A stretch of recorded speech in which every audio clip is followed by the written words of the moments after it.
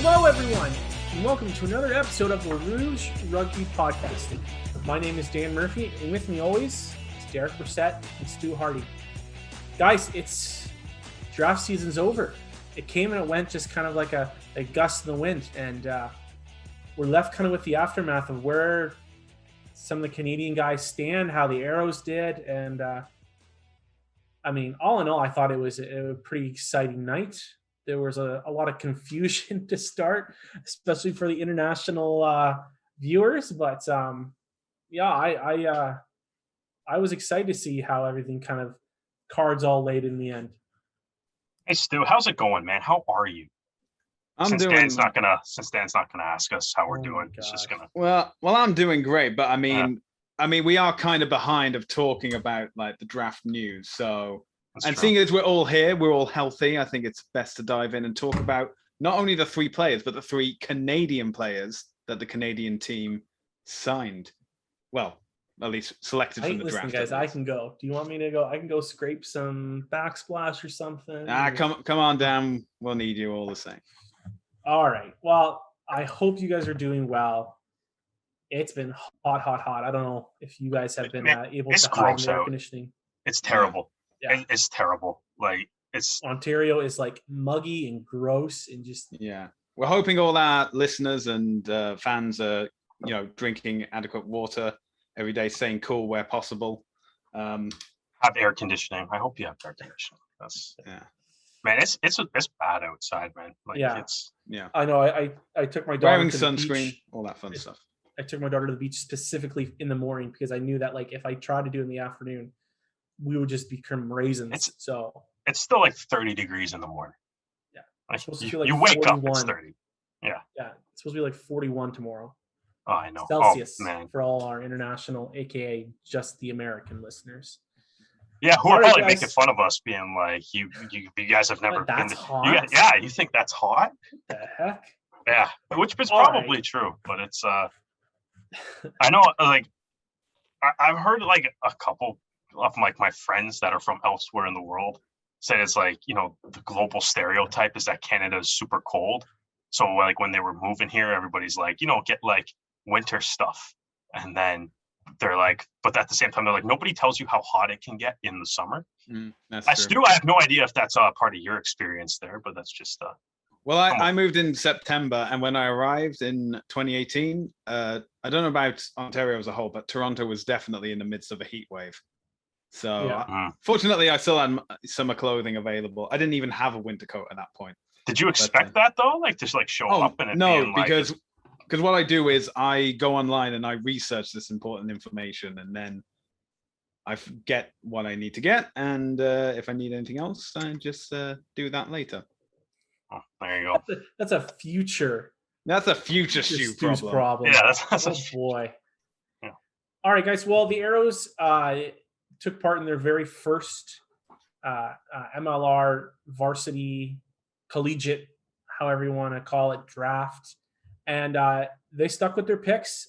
They went 4th overall, 17th, and then made a trade with NOLA for salary cap considerations, which it's nice to know what the trade was for. It's still kind of vague, but, I digress. It's extra cap money. I think that was nice, just like at least during the broadcast, because it was weird. I think like that is something that does in general some of the communication stuff from the league. It's just like it was weird being like looking at the picture when they posted the picture of the draft order on their social medias, and everyone's just sitting there trying to figure out what the trades were, because it's like, oh, teams moved around, so obviously there's trades.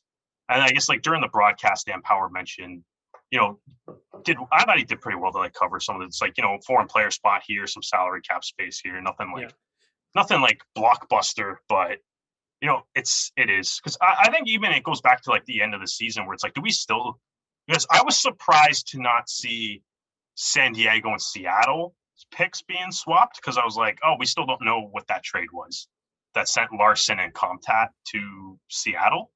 So I was like, oh, I wonder. So going into this, I was like, oh, I wonder if we're going to see like, oh, there's some picks swapped in the draft, but that wasn't the case. So I'm still kind of left wondering what that trade was actually for. Yeah. So. Yeah, like when DC, like I don't think they had a pick in the first round. No, did they traded it to New York. Yeah, they traded it. But that was done back in April for DeMonte Noble, and in order to secure his talents for Old Glory.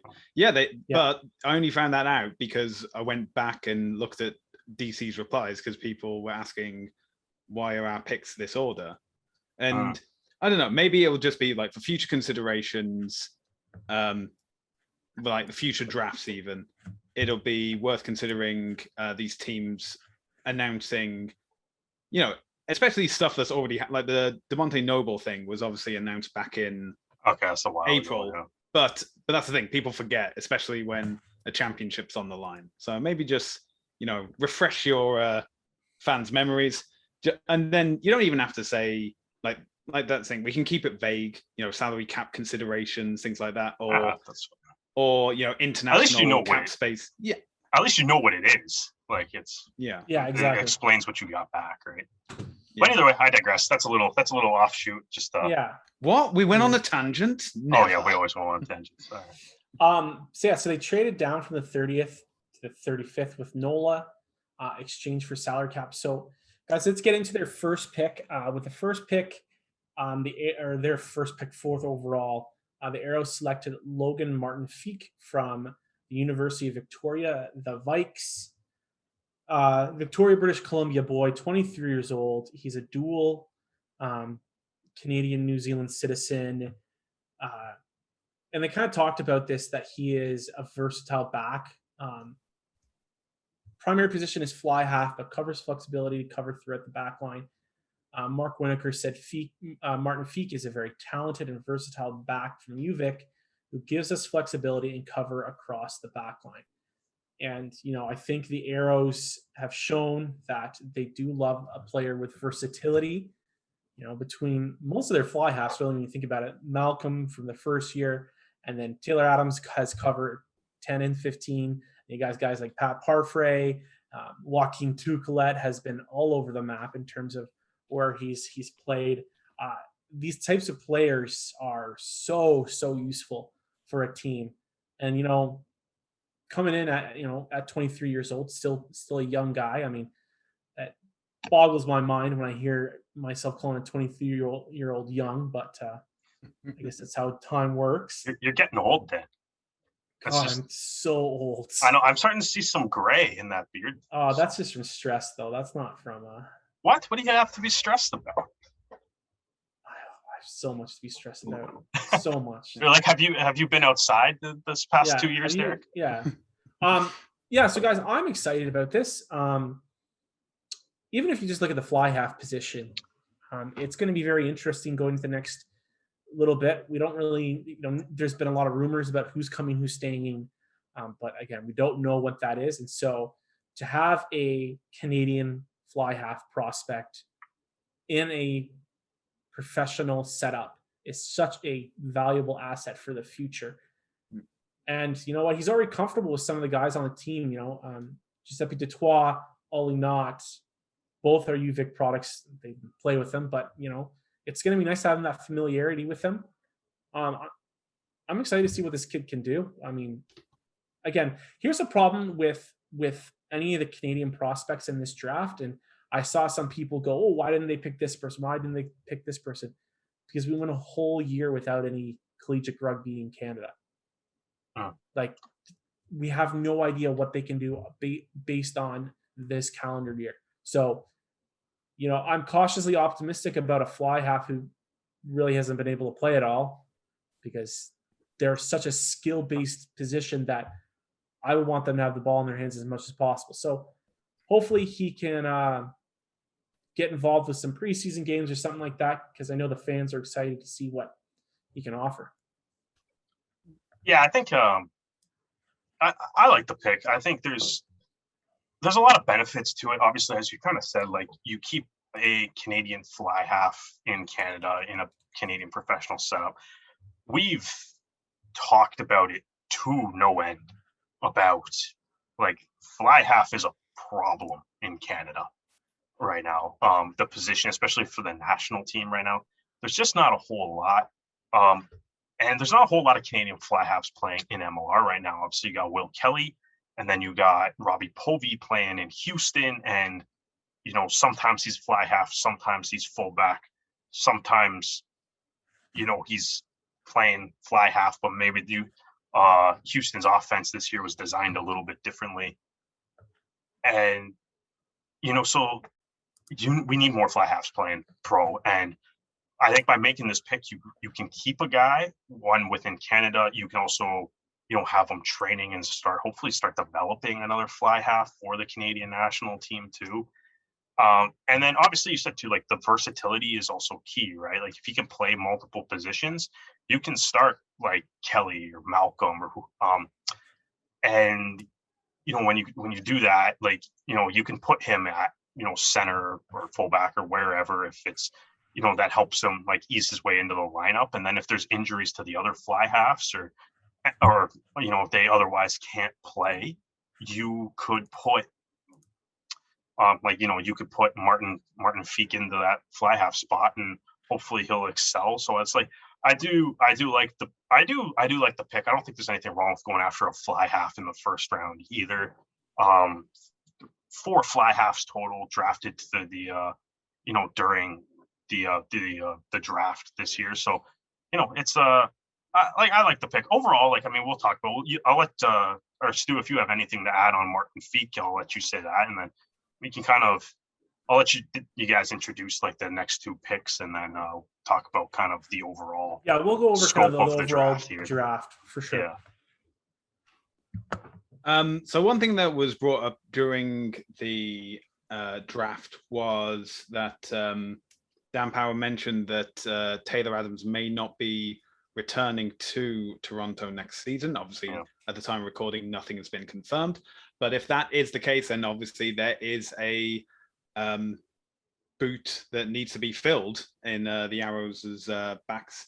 And, I'm not saying that he's going to be the first choice. Obviously, we have Will Kelly there, who's been away also with like the Canadian men's team as well. So, but he obviously has obviously if he's been through with the UVic program with Giuseppe Dutoit, who's gone on to be temporary captain, especially in the last few games of the season. And you're right, you need that backs partnership. Or it's what it's been called, like the spine. You need to have like the spine of the team. So it was the hooker, number 8, fly half, and then fullback. And if you can have someone who can fill like both 2 of those positions, both within the backs, then that is going to ensure that your team is going to be very strong. And so I think when I first saw the draft, I did the same thing. It was like, oh, that's great. Who is this guy? But then again, but to be honest, I did that like 39 times. I knew like none of these guys. My apologies. I've just been going off the comments of, I think it was in the MLR subreddit as well as the Arrows Up Facebook fan page, and just like keeping my nose to the grindstone as much as I could. But if that is the case, and then we definitely need another kicking option, I'd say as well, because I assume that if you're going to be the fly half or the fullback, you have to at least have some potency with the boot, to say the least. Of course, I'm still waiting on the inevitable Lucas Rumble drop goal to occur during one of these games. But in the meantime, I'm looking forward to seeing Logan Martin Feek. Just wait till next week when he goes head to head with McGinty and beats him. You'll stop laughing at me for saying that. Maybe they'll pull a Sophie DeGoody and be the back row player who also kicks all the points. Yeah, but he's going to do it in game. It's all drop goals. He just sits in the pocket, pushes Peter Nelson out of the way the whole game. Listen, if I'm Peter Nelson, I'm letting Lucas Rumble do whatever he wants. Okay. So with their second round pick, the Arrows picked Bryce Warden from University of British Columbia, the Thunderbirds. This is an interesting pick, mostly because he's 6'3", 260 pounds. It's absolutely wild. But the other interesting thing is that he's 26 years old. So, this guy has already played high-level rugby in both Canada, was part of the U20 team in 2015. That would make him older than like some guys on the national team right now, which is kind of wild. Played for Burnaby Lake and then moved and played with the University of Auckland in New Zealand. Since returning to Canada, he's represented the BC Bears and the UBC Thunderbirds for the past 3 years. It's really cool that he's also a Sussex native from New Brunswick. So him and Cole Keith, maybe next year will link up and be plying their trade together, which will be really exciting. And you know what? I talked about this from the Arrow season to ended. They need depth at the prop position. And Bryce can play both sides, which, is a boon. You kind of hope and get to the higher level that they'd specialize a little bit more. But at the end of the day, it was, I think it's a really good pick. You're picking a guy who's 26 years old, again, has played U20s, has played in New Zealand, has played in Canada. This guy's going to hopefully, again, there was no UBC rugby other than maybe a little bit of club rugby to be had. So couldn't see a whole lot of them, but hopefully he might be someone that the Arrows could plug straight into their lineup next year. Yeah. Dan, why don't you go ahead and do the third pick too? Because I think the combination of the two players works well to discuss together. So with their final pick, the Arrows kind of went on like I'm not gonna say that this guy doesn't have the same credentials as the others, which in reality he doesn't. Samuel Mace from the University of Ottawa, a hooker, applied his trade with the Bytown Blues, and then played with the GGs. So he doesn't have the same kind of track record or resume that the previous two picks have. But again, that's what the third round's for. Apparently a very athletic player. Again, big upside and can develop into an excellent player at the pro level, according to Mark Winokur. So we talked about this. The depth at hooker and at prop just, was worrisome this year. Had to make some calls to pull some people, from other teams to help support that. We really don't know what the situation with the roster is going to look like next year. There were a couple guys brought in near the end of the year that got a couple of chances to play. But these two guys, if they show well and they, if we do have preseason games, they show well, show up in training camp, they might be pushing for roster positions depending on injury. I'm more personally, I'm more convinced that Warden can pop himself in the lineup than barring injury, it's kind of hard to say that Mace can take a position from Quattrin or McRogers, who both have had pretty successful pro rugby careers. But you never know. Yeah, I think I get to talk about the Arrows draft kind of as an overall thing. I really like what the Arrows did. You use the first round, you grab a fly half, which is always going to be a position of need. As we already kind of touched on, it's a position that is desperately needed within Canada that we need to develop. So that's a good thing. And then I think with the second two picks, you take Warden, you take Mace, you take a prop and a hooker, which were areas that, there was a little bit of a lack of depth with the squad during this season. Some of that was kind of brought with, unforeseen circumstances and stuff. You had Richie Asiata leave to the Reds late in the offseason there.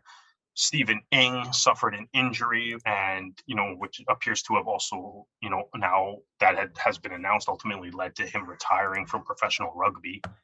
So, the Arrows were kind of left with, for most of the year, they had to roll with, Quattrin and McRogers as the only two hookers up until Tomlinson showed up. Right. So as there was that little bit of the need for like another hooker was definitely something that was needed on the team. As you kind of said, Dan, it's like we'll see who if everyone comes back or who doesn't come back, if they if they don't. But I think like by looking at what the Arrows took in taking a prop and taking a hooker as well as taking a fly half too, like I think they directly addressed like what the team needs going forward. And obviously drafting guys, it doesn't prevent them from signing anybody or anything too. So it's like there could still be more props on the way. There could be more hookers on the way. But, in the immediate, like right now, it tells me this, like they're looking at this team being like, we have to address something with the front row. And I think they did well to do it here. Like you're not going to be able to, you can't complain about what it is. I think if you were to say like what positions do the Arrows need players at going into this draft, front row would have been the top of the list, and they picked up 2 of their 3 picks for the front row guys. And then you use your 4th overall pick. Like what most teams do in other sports, you take a highly skilled guy early in the draft if you have that like top 5 pick, right? So take the top 5 pick, use the later rounds to build the depth around your team and stuff. I think we'll see where they end up slotting in the lineup. I don't see why they couldn't take a shot and have a crack at it. A lot of going into 2019, a lot of the Arrows were coming directly out of playing youth sports and stuff too, right? So I don't think so it'll be interesting to kind of see. We'll see who's still kicking around when they start announcing the signings for next year. See what the competition for Warden and for Mace actually does end up looking like.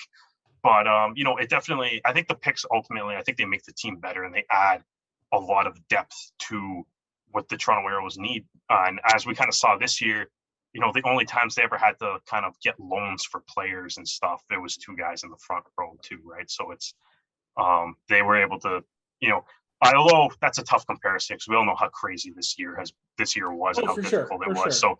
So, that's maybe a little bit of a, and any other year they could probably... bit on that point, but in any other year they could just go, all right, what's the closest club team? Let's sign a guy for a day contract. Exactly. But I think like there's no sense in if you have 4 hookers, if Tomlinson does come back, if McRogers, Quatra, and Tomlinson all come back, that's a lot of quality guys for Mace to learn under. And then same if the big chunk of the props come back too. It'll be a lot of great guys for Warden to kind of learn under. Warden, as you did say, is 26, so maybe he's a little bit more mature, maybe perhaps a little bit more MLR ready, just because of his age there. And I think that's so tricky. And Stu, I want to get your thoughts about all these picks before we move on. But I think that's going to be so tricky about this draft is how are we really going to know who's MLR ready? And I think that the picks this year reflected that. As there might have been some guys that were left off the table that might have had a little bit more flash, but I think a lot of teams went with guys that were MLR ready or as close to as they would have hoped. Yeah. And that might be a boon for some guys. Some guys might now get the flexibility of signing wherever they want. And it might be, they might show up some people with a little bit of time, but Yeah. I think it's been like, everyone's been put in like a difficult position because of current world situation. So, I'll be honest though, looking at Bryce Warden, I think any proximity to a New Zealand rugby pitch just improves your rugby IQ by 10 points minimum. Like you could be cycling on the sidewalk near the pitch, instantly a better player. So being on the pitch is obviously an incredible step to take. And, obviously my knowledge of the university program in New Zealand is as well as the university program in Canada, which is next to nothing. But, you're right. Having these guys have had to go with what they know, the experience that is available from these players. And so that's why you look at Warden and you think like, oh, yes, of course. How could you not pick this guy? He has the great resume. He's obviously a bit older than other picks, being at 26, but with age comes experience as well. even just 3 years playing with BC Bears and the Thunderbirds alone would set him apart. And you also have the experience of Ben Lesage and Tyler Rowland going through similar programs as well, and that's then adding New Zealand experience on top of that. Yeah. And then you're right; it is a bit of an issue because we're even I'm looking at the Toronto Arrows press release, and there's like this big paragraph of all of Bryce's experience and where he's played for before, and for Samuel Mace, there's only 2 lines. So again, not much to go off of them, but that's the thing, is when it comes to any draft, especially from, to use a hockey metaphor, I know that there's an NHL draft and there's been the supplementary draft for the Kraken. See, I am becoming more Canadian. I'm learning more about. It's an expansion draft, Stu. It's not a supplementary draft. Well, it's supplementary to the original draft. So No, because they do this draft first. They did the expansion draft first. No, it's not. Well, you were close. I'm getting close. I'm not completely Canadian, but I'm getting there. Anyway, if you want to be though, this is on the citizenship test. Okay, good. Is current NHL storylines. Okay, all right. I'll keep that in mind. Well, when it comes, but obviously, it's the issue of no matter how much experience these guys have, none of it's been professional experience, and we can go back and forth of like what is the overlap between collegiate sports compared to professional sports. But obviously, when it comes to something like rugby, a full contact sport, there is a considerable difference between collegiate, and this is both in Canada and I know in the UK, and professional or even semi-pro. But Samuel Mace obviously has the backing of Winokur, so we can say what we like about Samuel Mace before he blocks us on all social media. But you guys are the ones that are like, you seem concerned. I'm not even saying he's bad. I'm just saying I haven't been able to see anything at this point. I think that's the one thing that, like I said last week, I think is going to be the best part about the MLR draft is I think it's going to dramatically increase people's interest in U sports rugby and US collegiate rugby. I think it's going to skyrocket the interest in that. I will mention is that if you I'm sure it was shared on the Arrows social media accounts, was the reactions from all these players on getting drafted to the Toronto Arrows, and cool. that was great to see. That was great to have like friends and families around. And I've seen from other drafts, things like NHL draft, the NFL draft, that having that reaction, having that close-knit community of support, that's always going to be benefit. That's always going to be great to see. That's always going to be beneficial to have. And and that's the thing is not everyone can be drafted, as was proven with only 39 athletes from, I think it was like over 160 in the draft. But it adds to the drama, doesn't it? No. It does. I mean, for everybody that doesn't get drafted, it's like that doesn't stop you. Like your career doesn't stop you. Like it's not the end of the road. Yeah, exactly. You keep going. I mean, I think 3 rounds is a nice area to be at right now. But that it is going to open the door for a lot of guys that didn't go undrafted. You can still sign with teams as a free agent. Exactly. You can still do all that. It gives you more flexibility. Stu, though, like I'm actually kind of curious because you keep bringing up all these other drafts and stuff, and I know, like, as somebody that has moved over here from Europe, where they don't really do drafts of any kind for their sports, as far as I know, for any sports leagues that are over there, it's like, what do you kind of think of the concept, having been like, exposed to it over here and now seeing it in MLR?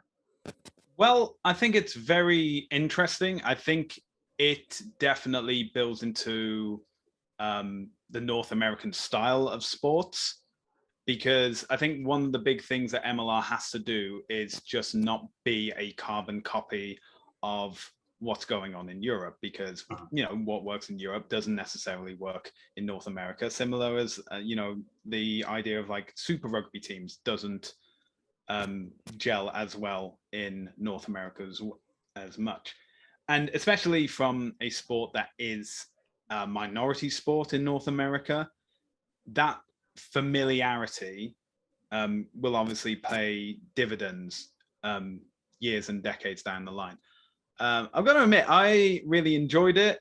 Obviously, I paid attention to the draft last year as well, not as committed to it when they said there were going to be no Canadian athletes, even though a Canadian athlete did get signed for a team. But let's not go into that. So I was more attentive this time round. I think from a presentation perspective, there's still some work to be done, some things that can be polished. I think that certain things did work well, like having the commissioner, George Killebrew, read off the announcements, as well as explaining when a trade had happened and why as well. I thought that was very helpful. But yeah, as in, it's only the second draft, things to work on for the 2022 draft. Yeah. And, I'm not expecting it to be like the expansion draft where we have a stage set up and there's fireworks going off and all the players are coming out with Kraken t-shirts or anything along those lines. I did like the fact that there were a few players there, and George Killebrew handed over like a cap of the team as well. Yeah, all the Lindenwood guys. They were all Lindenwood guys. See, that's an interesting thing, right? Is because the MLR has done 2 drafts now, and both of those drafts have taken place during a pandemic. So it's like, I wonder, hopefully this whole mess is behind us soon. But I wonder, like, if you go into next year, you can maybe make a little bit more of a show of it, because you can fly. Probably fly more really guys in. Maybe get all the teams into one room instead of. I actually don't know how they did this. I'm assuming it was a Zoom call of some sort.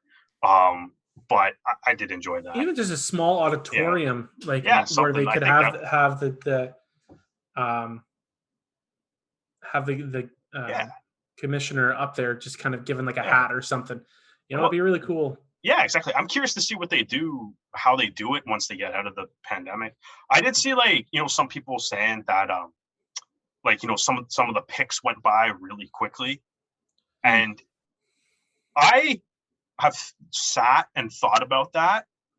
And this clearly beats the 9 hours that it takes the NHL to do a draft. Like, clearly, I would much rather. Yeah, I would much rather watch the hour and a half that we watched. I would agree with you in the sense of, I would like to see less of the commissioner talking, shaking hands, or whatever kind of bit. No, I don't mind that. I felt like the broadcasting side of it was a little bit rushed. It's probably a time but they were on their time constraint of they probably only had so much time and they had to get things done. But you know what? Even at that, man, it's like, did you watch the NHL draft this year? It sucked, man. It's a slog. Camping. Dude, it's a slog, man. Like, it's hard. It's hard to get through.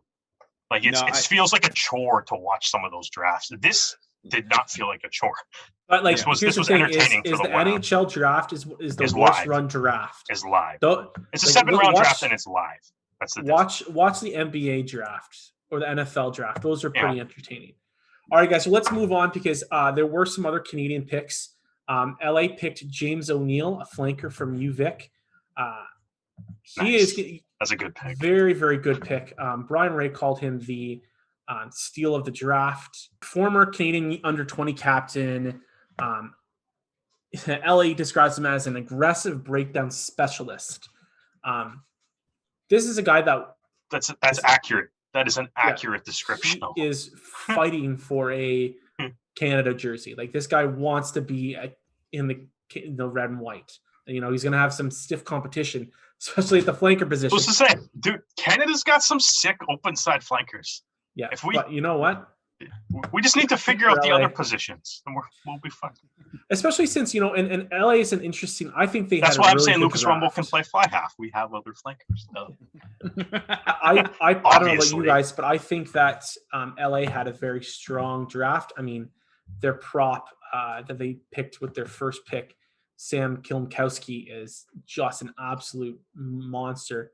6'1", 270 pounds, just absolutely huge. His name makes him sound big. Yeah, like he just destroyed like the combine. Like that guy was a beast. And then they get James O'Neill, is a different type of beast. Yeah. And then they finish it off with a South African product who's also another flanker.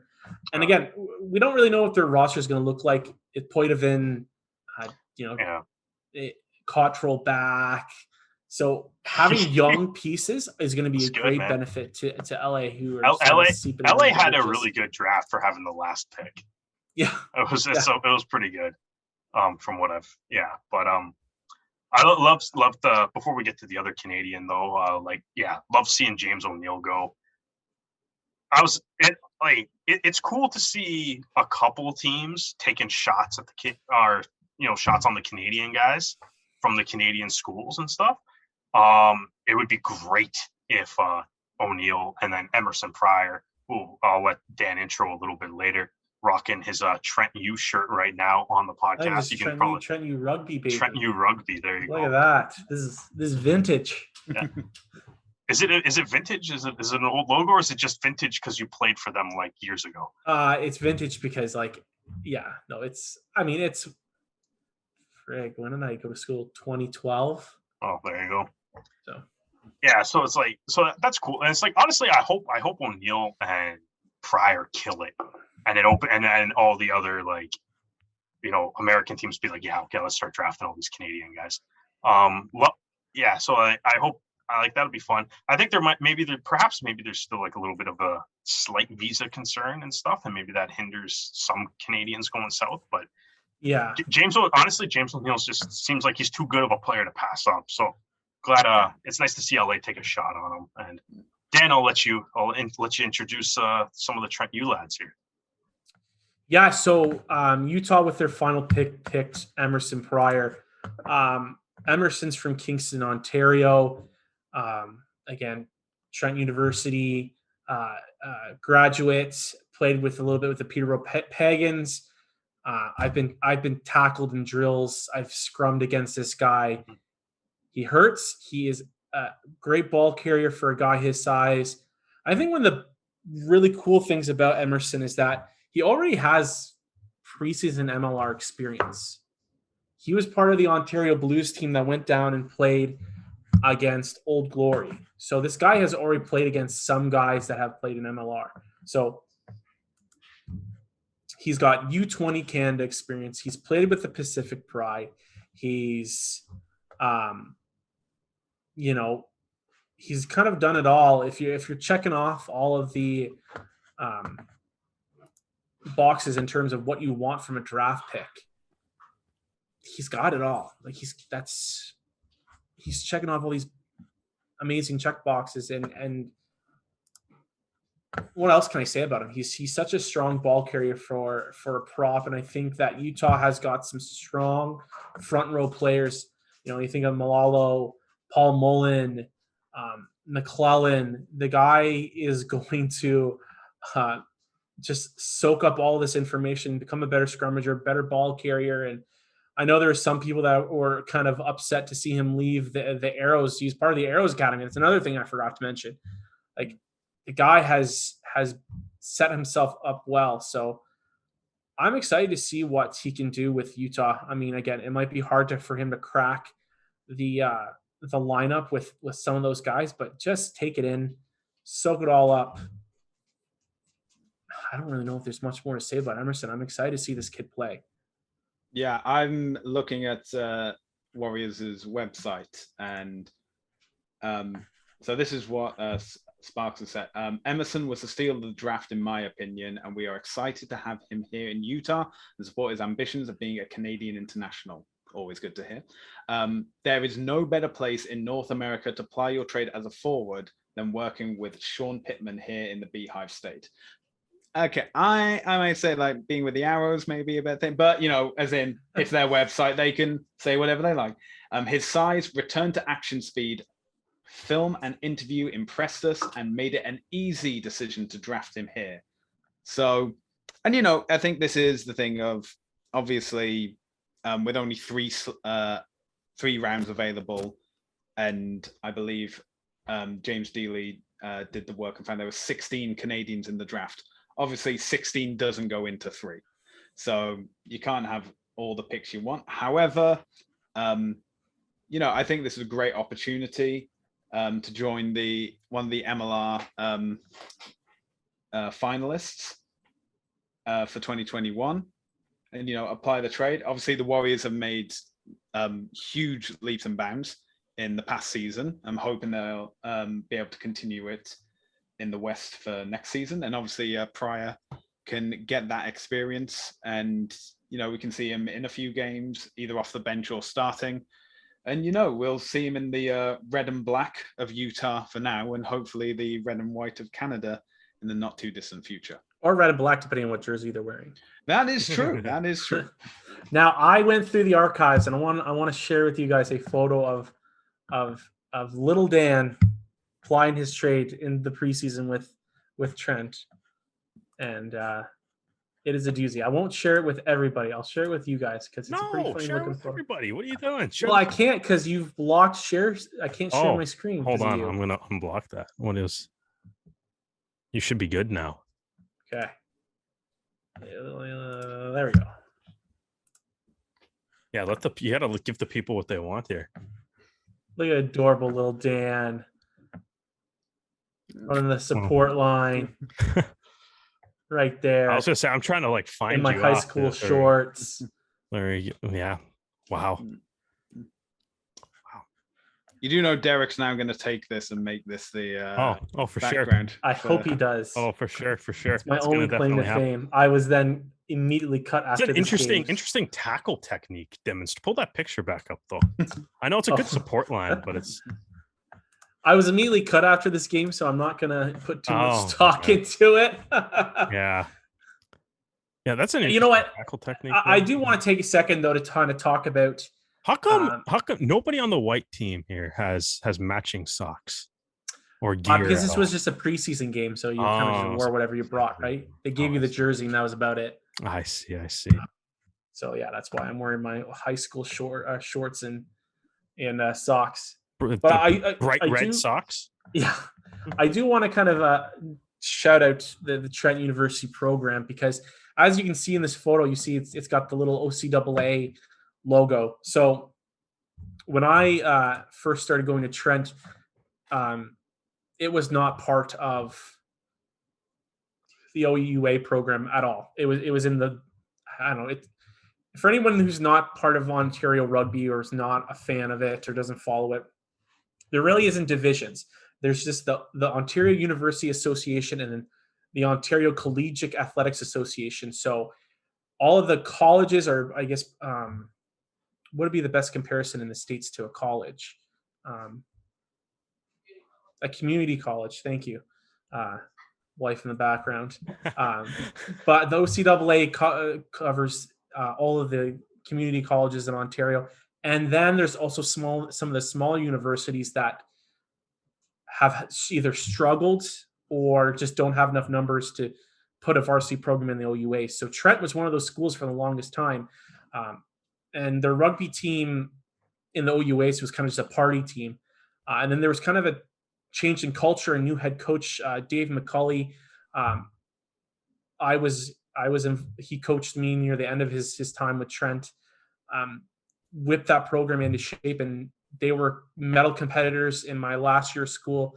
My roommates all won the gold medal in the OCAAs, and then the year after they were promoted to the OUAs, and a new head coach in Tom McLeod kind of took that program and kept it going with some young players like Emerson Pryor. And, for the first time in Trent's history, they made the playoffs for the OUAs. I believe in their last season, they even made it to the second round of the playoffs. So, to see what this program has gone from when I was briefly involved with it to where, it was pre-pandemic. It is a quite amazing story. And I hope that anyone that's interested in going to school at Trent and is a rugby player, take the program seriously. They are a really, really fantastic coaching staff. And also, it's playing rugby at one of the most beautiful universities, I would say, in the country. So enjoy your time if you go there. All right, guys. Overall, kind of thoughts about the draft. We kind of talked about the broadcast. We've kind of talked about kind of the weird drafts that weren't kind of announced. Were there any teams that you kind of said, hey, I think that they had a good draft looking at overall picks that they made? I know for myself, I think Seattle had a pretty good draft. They went all backs, but I think that they kind of picked some players that are going to help them short-term and long-term. They picked their first pick was Tavate Lopetti, an inside center, which they love their centers there, but this kid looks like he's going to be a player. He was a collegiate All-American, scored a try against the Canadian University All-Stars. He knows Aaron Matthews,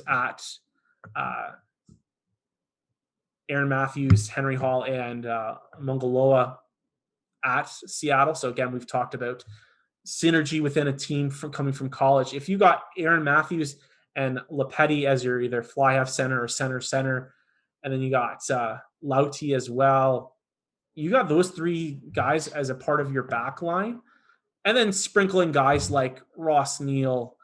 I think that set them up well. Daryl Williams, a wing from Life. He had a good couple seasons. And then a scrum half, Ethan Scott, who also has been playing some pretty good rugby, University of Memphis. I like what they've done. I like that they're kind of going hard on, maybe they've seen some discrepancies in how their backs have played. They got some good veteran pieces, and they're starting to plug in some young guys. If they can only just stay healthy in the pack, this might be the up and up for Seattle. But were there any teams that you guys kind of looked at and said, I like what they did? Yeah, man, we can return to after you just spent all the time waxing poetic about Trent University there. I understand what glory days. I understand what Brandon Sparks may have seen in that school, and I think Utah, I thought, had a strong draft as well. Like they took Joey back in the first round, and then the second round is fullback Connor Burns, who was a Schultz Award nominee this year, and you got him in the second round, and then third round you're picking up one of the bright young Canadian players that so like that's pretty solid. I do, as Dallas being an expansion team, I really like one. Obviously they had the first overall pick, Eric Naposki, fullback from UCLA. So congrats to him. Hopefully Connor Mooneyham kind of gives you a lot to live up to, though. So hopefully you can, show up next year and kind of, keep this tradition of solid first overall picks going. But they also, they made a trade. They got 2 picks in the first round. So they took Decor Davis. So they took a prop there. They also took Aaron Gray, Alejandro Torres, and Calvin Gentry. So a wing. So they got a fullback, a wing, a fly half, a center, and a prop.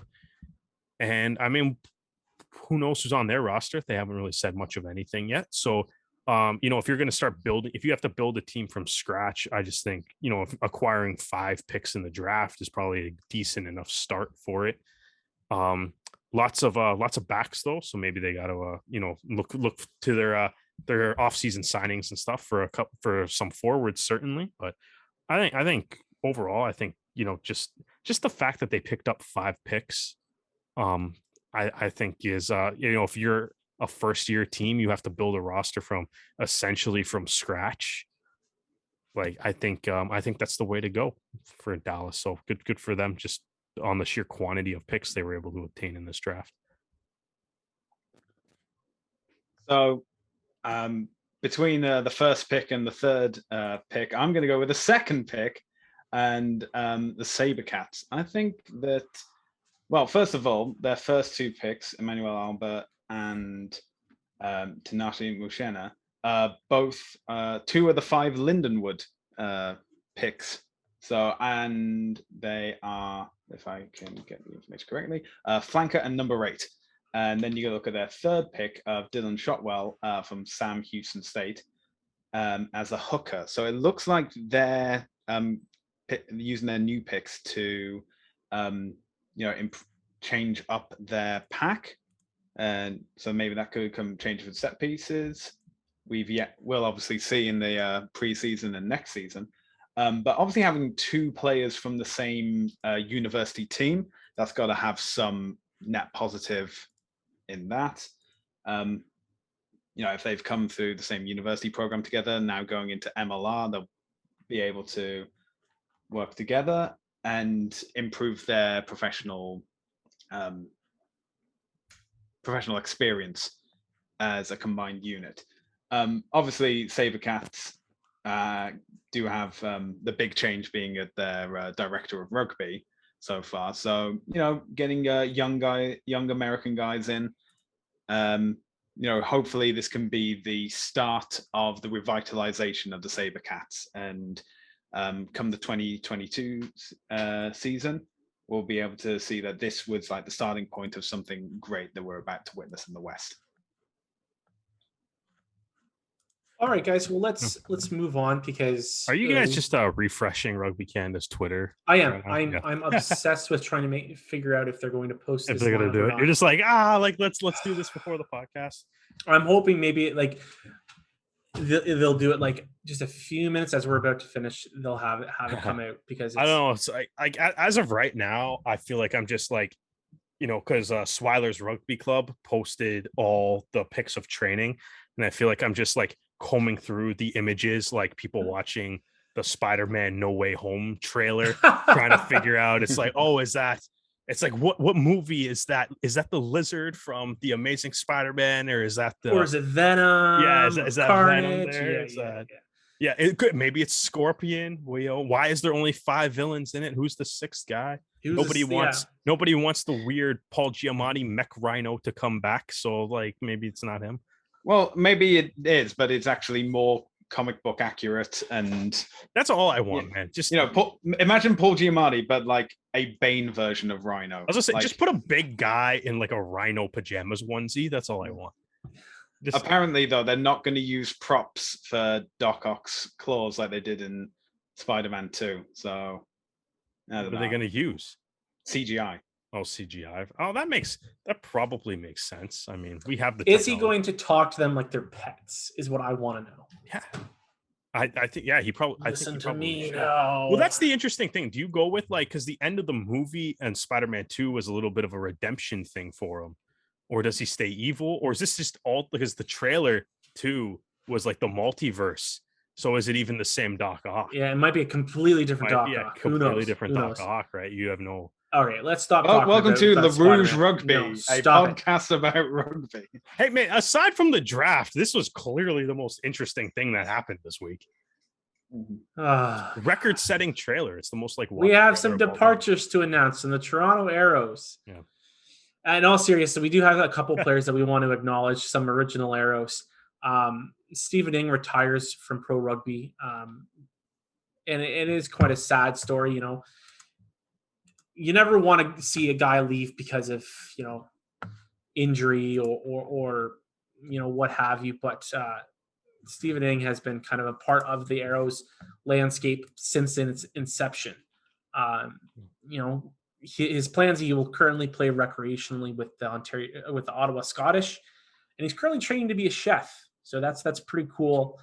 Next step for Stephen. We want to wish you the best. I can still remember watching that try against the Legion. That I was gonna say, yeah, everybody's gonna remember that as absolutely his legendary try against the Legion. Yeah, that's that's one of the best tries in Arrows history. Is the whole way that entire play shaped out.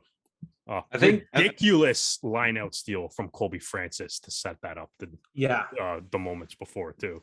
I think one of the things to forget that has been forgotten in the build up to that game was that this was the Arrows is they had 2 wins on the road. San Diego was coming in with 6 wins. The last loss had been against the Arrows in San Diego. Yeah. So this was almost, it was like whoever wins, will this be redemption for San Diego?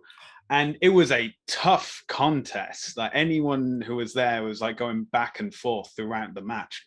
And it was only in the final few minutes, Stephen had the ball, found the spot, sniped it in, got the win.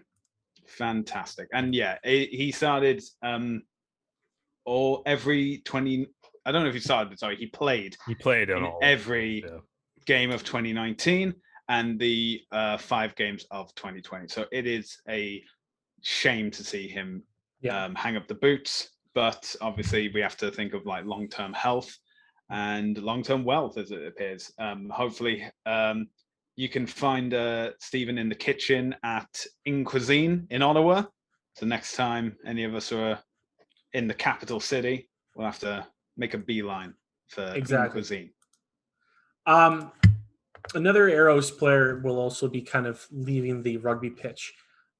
Leandro Leivas is leaving the Arrows for polo. If anyone follows him on Instagram, you can tell he's an avid polo player, and I guess he's going to make the switch to kind of focus this as his primary career. Leivas has kind of been on the backswing of his career to begin with. Hasn't really been playing for Uruguay. He's not really the first choice winger for the Arrows. So, I guess that this is a great way to look at stock your options and say, is rugby still doing it for me? Do I want to kind of risk my body the way rugby asks you to risk it? Is polo less physical than rugby? Well, you're not hard, dude. You're not the one running around. It's the horse that's running around. If the horses start learning to tackle, then maybe I'll be a little bit more worried about my. I don't think he also has a helmet on. At the end of the day, if he falls, he still has a helmet. Yeah, he might get trampled. You know why they wear helmets? Because it's dangerous. That's why. So we want to listen. Go ahead, Dan. Go. I was saying we want to wish Leandro the best. He has just been an absolute electric player to watch.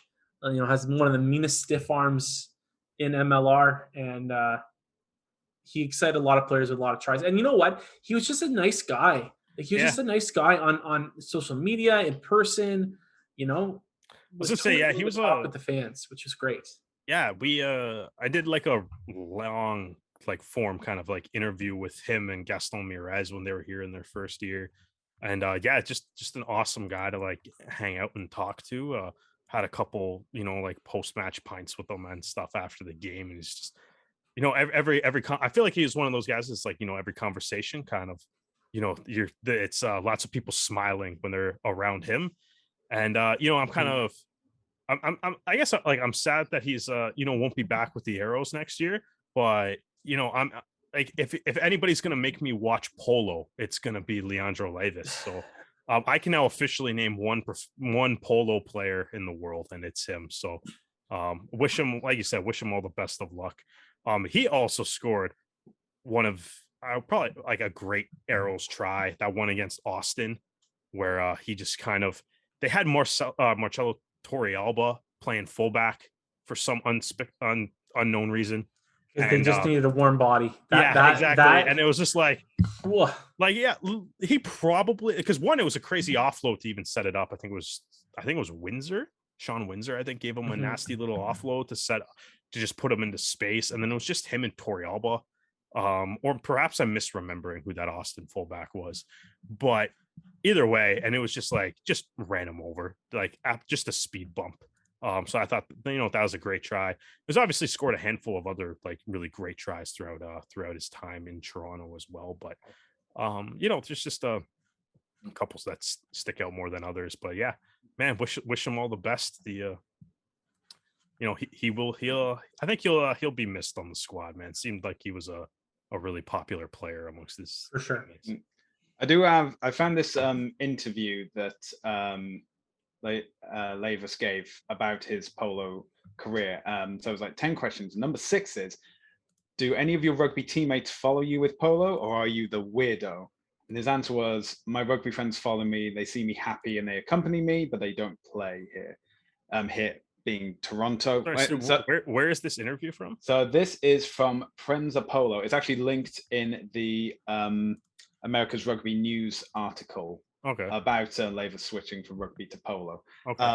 So like here in Toronto, I lived with a teammate, Taylor Adams, who's from New Zealand and had never been on a horse.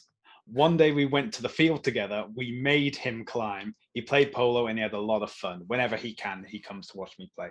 And this just speaks to like the rugby dynamic of, you know, teammates on the field and teammates off the field as well, or on a different field in this case with polo.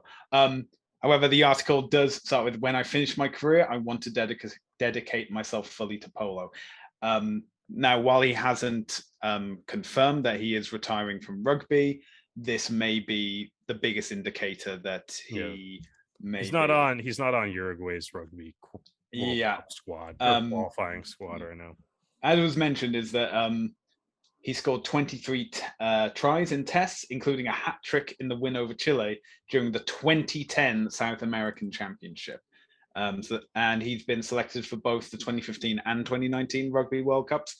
If this is the last we've ever seen of Levis in the rugby boots instead of the stirrups, then thank you for a illustrious career. Thank you for everything with the Toronto Arrows. And you will be missed. Some big shoes to fill and some dust trails to be left behind that have to be emulated. But bring the horse on to the rugby pitch after. And have him come back with the horse on the wing. I believe the Free Jacks have the market on horses galloping up and down the pitch at the moment. So, all right, guys. So we've got a couple more things to talk about before we wrap up. So the Premier Sevens have been busy little beavers, I think is the best way to kind of look at it. And we're going to start with kind of the first bit of news is they announced their names of their teams. Yes, they did. And I'm because I'm the host, I want to give my opinion first, then you guys can have at her. I'm split 50-50, I think. I need to pull. Can you? I want to say it as remind the listeners, but it's really remind me. What are the 6 team names again? Okay, there are the Experts Rugby Club. There are the Headliners Rugby Club. There's the Local Sevens Rugby Club. Loggerheads Rugby, the Loonies Rugby Club, and Team Rugby Club, Team RC.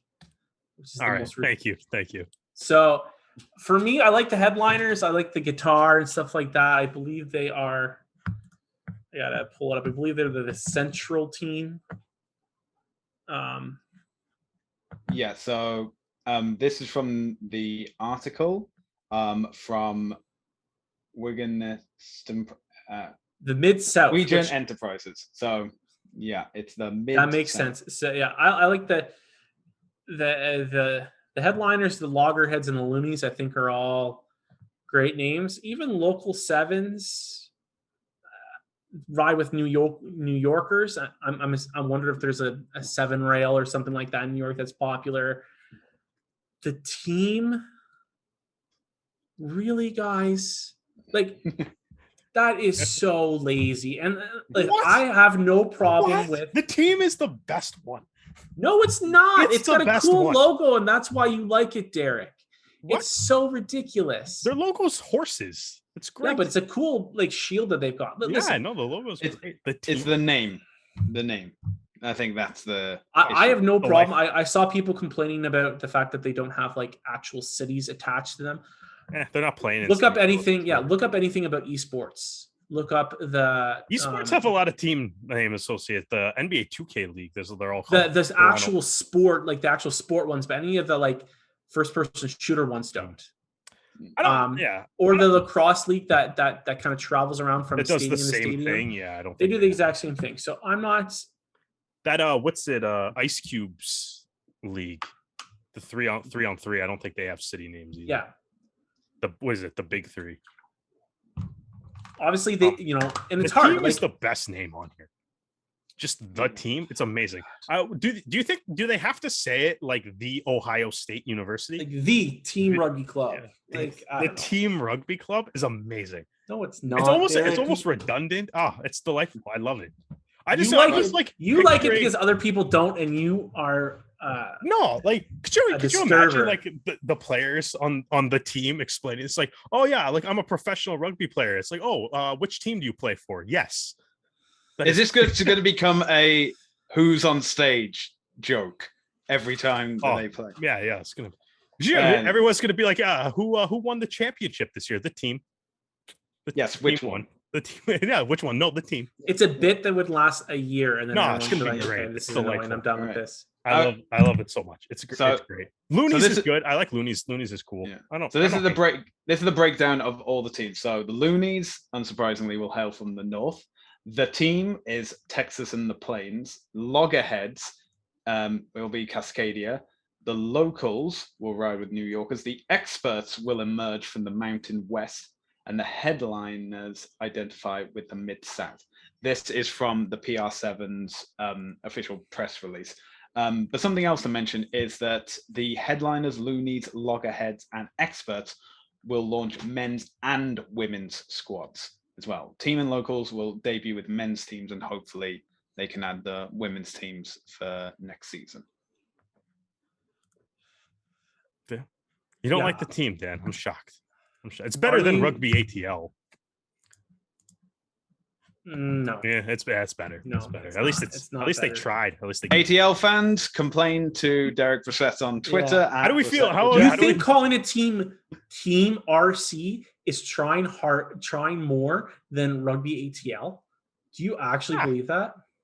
Yeah, so we're talking about it more than rugby ATL. Rugby ATL is just what it is. I can't believe it. We talked this much about rugby ATL.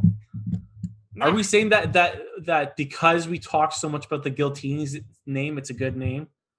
If we're going off of that, based off that metric, then you got to admit people were looking at this being like, oh, like I don't feel as bad about the Giltini's anymore. Yes, but that's not a good. Oh man. Oh god. Okay, you know what? We're moving on because that is all I can say about that before I start getting a migraine and we end this show early. I think though. I will say this though, it's the same thing as Giltini's, Skilgronis, and all that. It's like the name of the team doesn't matter as much as what you do with the name of the team. Yeah.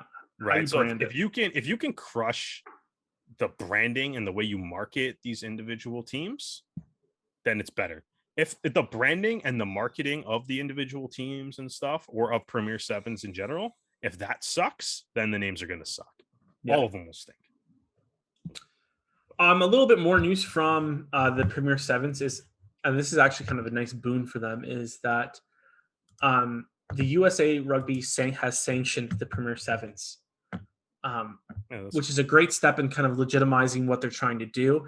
I mean, in all reality, USA Rugby doesn't have a whole lot of money to throw their weight around and support team programs, but you know what? If there's some talent that they have ID'd, or they guys from the Sevens program that they want to have play more rugby, they're going to go to the Premier Sevens and go, here, take this kid, have him play, and that's just going to be a good relationship for both parties, in my opinion. I mean, I could be completely wrong, and USA rubs its dirty bad luck on them. Yeah, in that team announcement too, though, they also said their first games or tournament or event, whatever it is they're actually doing, is scheduled for October 9th in Memphis.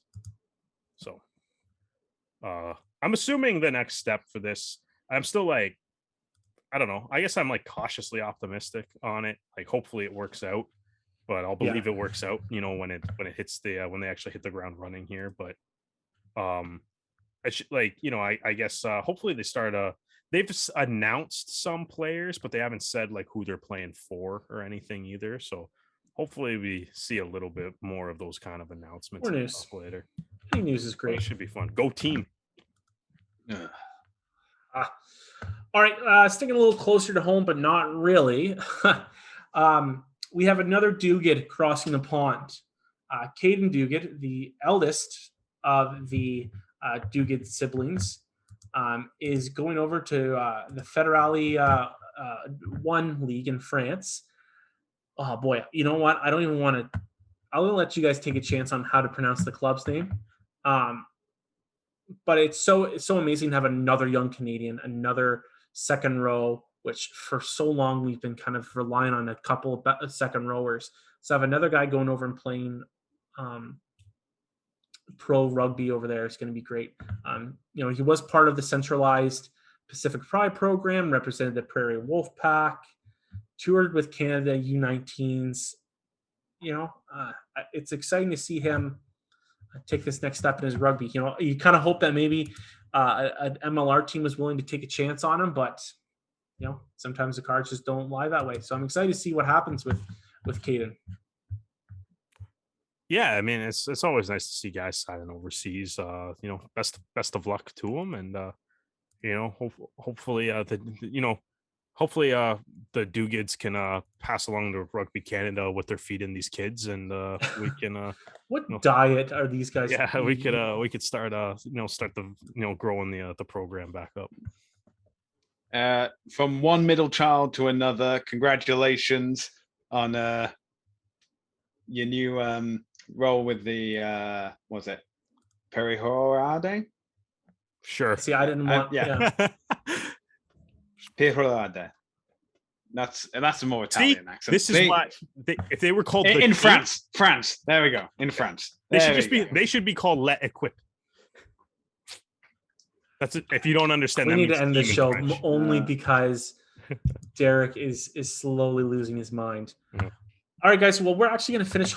We were hoping that we could talk about Canada's roster. However, it is now 9:12 p.m. Ontario time, and they haven't posted yet. So we're going to instead shift gears and quickly look at their opponents in a very, very short amount of time. The USA Eagles. Guys, McGinty's back. That's not good. Yeah. There are some players that are interesting that are not going to be available. Sam Luchin is with his new club, so he's not available. Mikey Te'au, his wife is nearing her due date, so he will not be available. Calvin Whiting is a really interesting one. And when you look at the guys that they picked, they didn't really pick a whole lot of centers. And Calvin started 2 games for the Eagles. Now, bearing that was part of injury, but still, I thought he did a pretty good job. So to see him not involved is interesting. Lemisetti is not also going to be part of the program, part of the lineup. He's sticking with Montpellier. So Toatafe is moving from hooker to prop.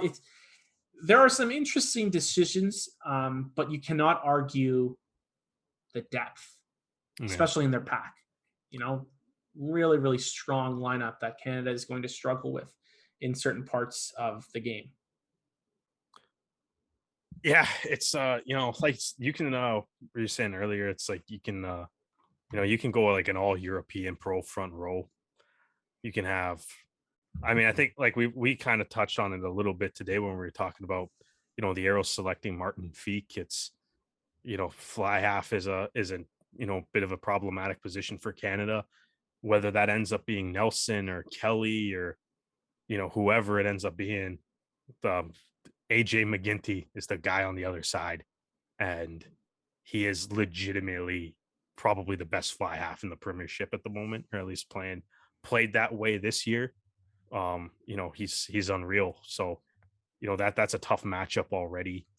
They have a lot of their MLR guys. I mean, I know like they're out Wu-Ching, but they're out Teo, but like it's a pretty stacked roster. And I mean, it'll be interesting. Like I said, it's like you're kind of combing through the Canada camp right now, like some of those images. And there's some players that I'm like, oh, I don't see that guy and stuff. And we'll see what it looks like, but it looks like, in all honesty, looking at this roster and knowing the roster that Canada had against England and Wales, and obviously we haven't seen the roster yet, but you can look at the pictures that Swiler's Rugby Club posted. If the European guys aren't on this team, this is going to be tough. Like it's a good squad. that the USA put out, man. It's gonna be like I think we are at the point where it's like I think Canada needs if they want to qualify for the World Cup, at some point you're gonna need the full powered squad to show up, and so we'll see what happens. We'll see what it actually looks like. USA squad is very good. It's very good. And I want to give a little bit more perspective about what they're up against. Their last game that they've played against each other was right before the World Cup, and that game was 2015. And then the game before that, they were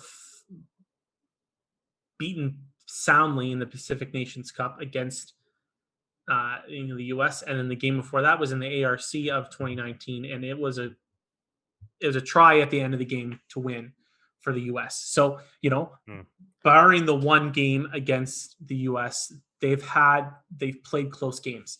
Sure, but that was 2 years ago.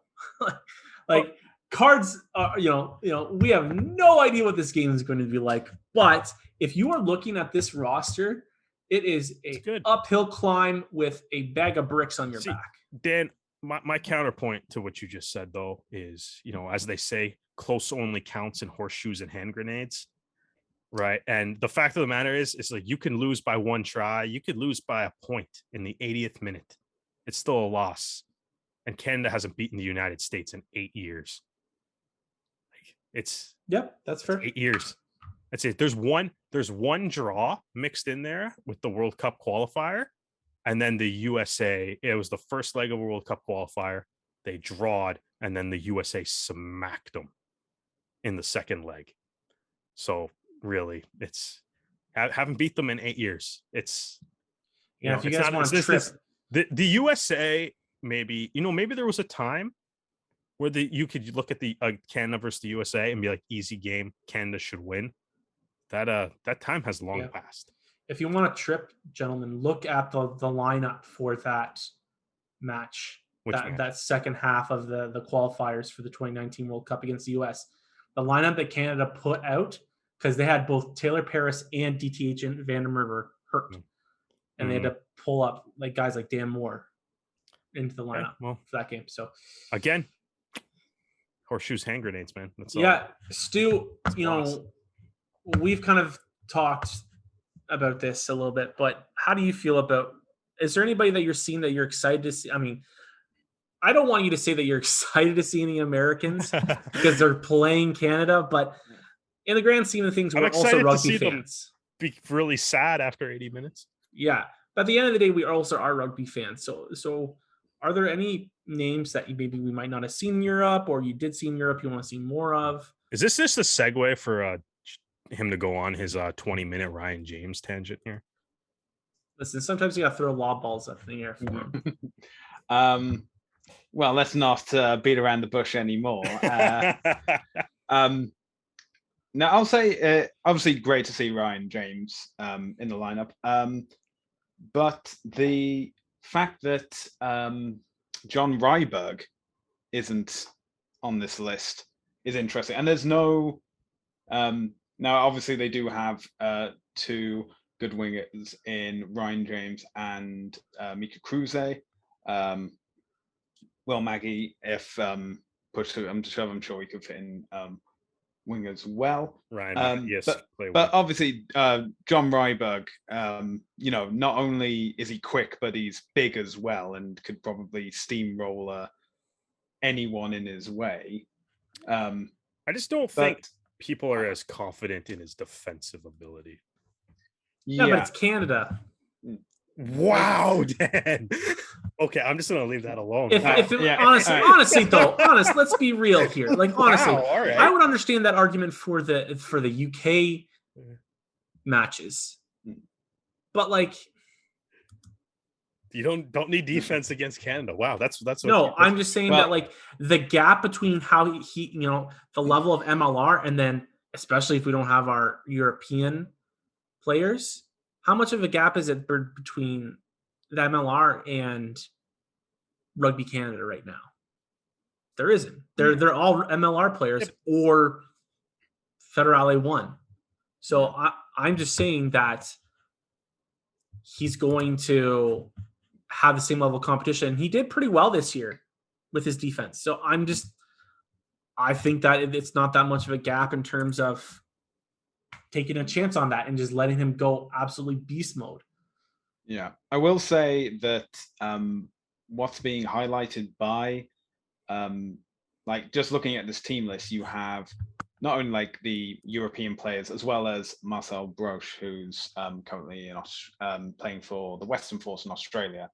But you have multiple different teams where these guys are playing professional rugby for anywhere from like 18 to 20 weeks a year. Canada only has the Arrows. This should be sparking the fire of like the rugby old boys saying that. I mean, there's a lot of guys on the American MLR teams too. Like I don't.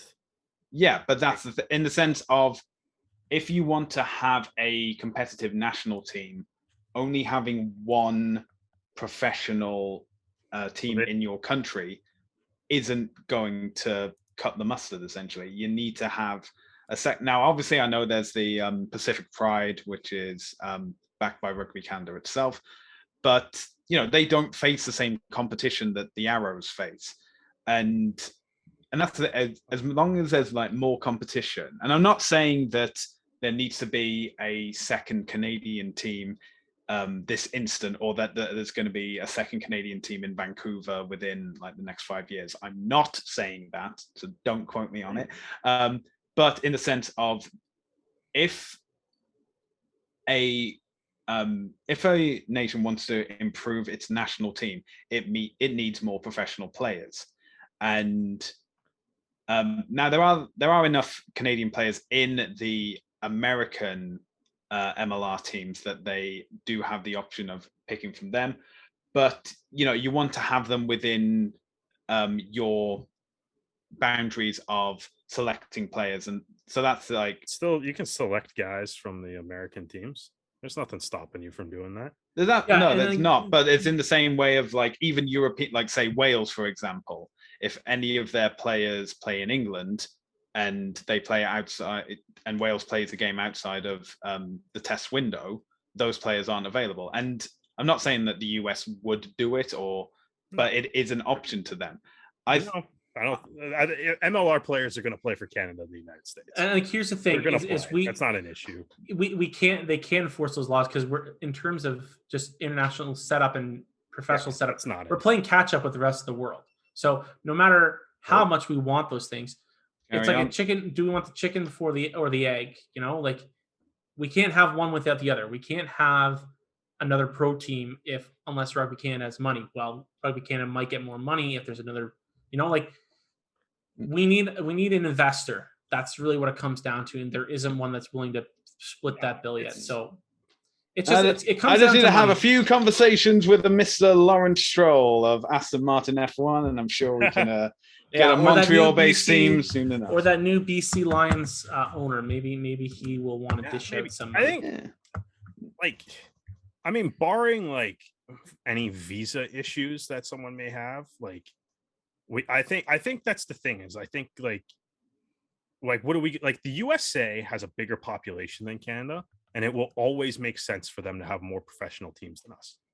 It will always, that's just math. It'll always make sense that they have more teams in the MLR. And like Stu, I understand what you're saying. I understand that, yes.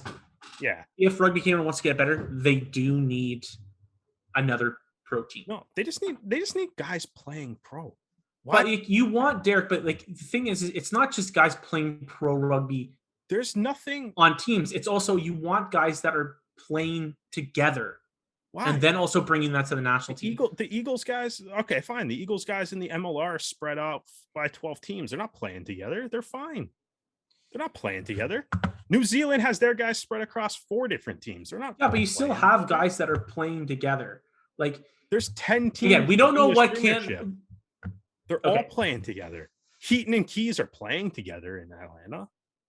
Like it's from the forwards alone. You've got 1, 2, 3, 4 guys from Rugby United New York. Now, whether or not those guys play, that's a completely different And what's maybe. what's the Canada pack going to be? Like, how many guys? Exactly, which is great.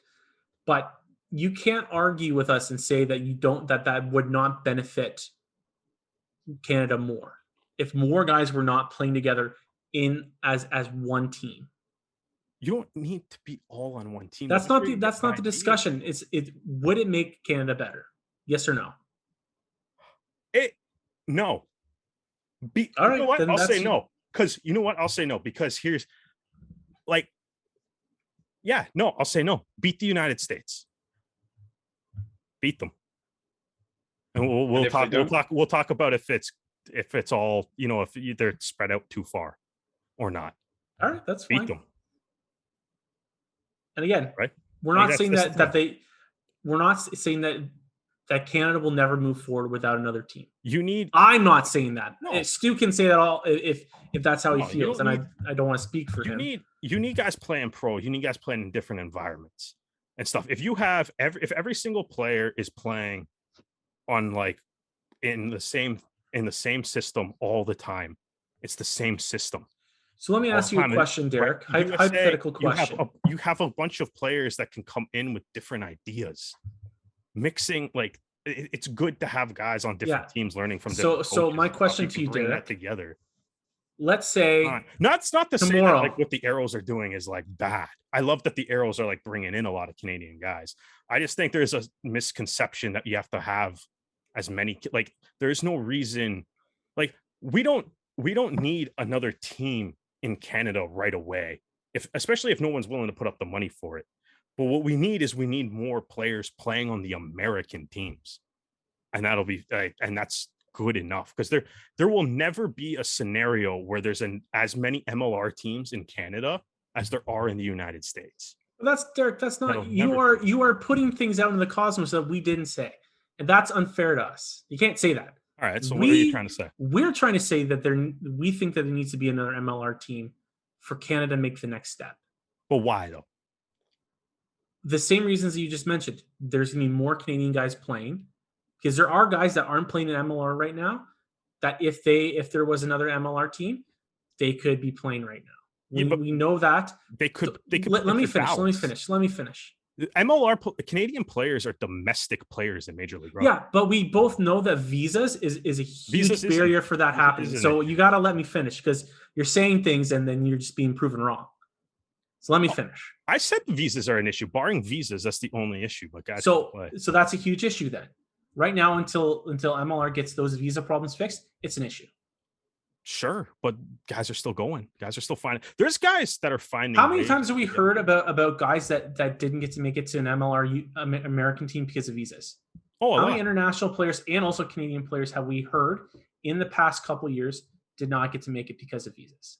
Okay. You know what? Yeah, no, that's true. That's true. There's definitely, that's why I'm saying the MLR needs to get. I would rather see the MLR get to that threshold that the U.S. government requires for that to not be a problem than to see another Canadian team. I think we need that. Okay, I think that's helpful. And Stu, feel free to say whatever you need to about this. You're also adding another grassroots program into another part of Canada that is going to be feeding money into grassroots rugby. So you cannot argue with me that that's not a good thing. No, that's definitely good. I never said that not having another Canadian team would be a bad thing. I just think that there's... Yes, you did. I asked you if it'd be a bad thing or not, and you said no. No, I never said it would be a bad thing to have another Canadian team. I'm saying I don't think you need it to have. So you're saying that you don't need those grassroots programs. You don't need another pro team that's going to bring exposure to rugby. Going to get kids into rugby because they are a pro team in Vancouver, Langford, Victoria, Saskatchewan, wherever. Those would be nice. It would be nice to have that. Yeah, it would be. But it's you also have to But is that what we're doing? And we're just going to sit here and be like, oh, we lost to the United States because... No, we didn't say that. Derek, again, you're putting words in our mouth. We didn't say that's the reason why Canada is going to lose.